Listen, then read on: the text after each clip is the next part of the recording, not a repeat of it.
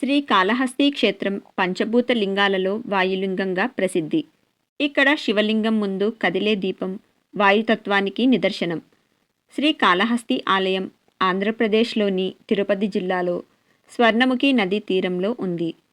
వాయుస్వరూపానికి హాని కలగకుండా ఇక్కడ శివలింగానికి అభిషేకం చాలా పరిమితంగా చేస్తారు. దక్షిణ కైలాసంగా పిలువబడే శ్రీ కాళహస్తి క్షేత్రాన్ని దర్శించుకుంటే సకల పాపాలు నశిస్తాయి.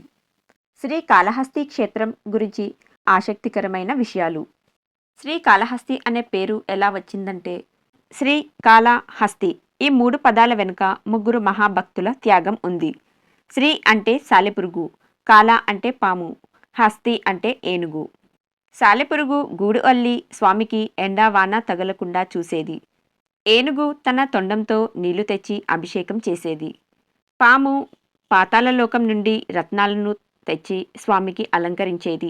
వీటన్నింటి భక్తికి మెచ్చిన శివుడు వాటికి మోక్షం ప్రసాదించి తన పేరులోనే వాటికి శాశ్వతంగా స్థానాన్ని ఇచ్చారు. ఇక రెండవది భక్త కన్నప్ప కథ. నియమ నిబంధనలు కూడా తెలియని ఒక వేటగాడు కేవలం ప్రేమతో శివుడిని మెప్పించాడు. శివుడి కళ్ళల్లో రక్తం కారుతుంటే ఏమాత్రం ఆలోచించకుండా తన కళ్ళనే పీకి స్వామికి అమర్చిన కన్నప్ప కథ వింటే కంటతడి రాక మానదు. అందుకే ఈ క్షేత్రంలో కన్నప్పకు ప్రత్యేక స్థానం ఉంది. మూడవది, ప్రపంచంలో ఎక్కడైనా సూర్యగ్రహణం లేదా చంద్రగ్రహణం వస్తే ఆలయాలు మూసివేస్తారు.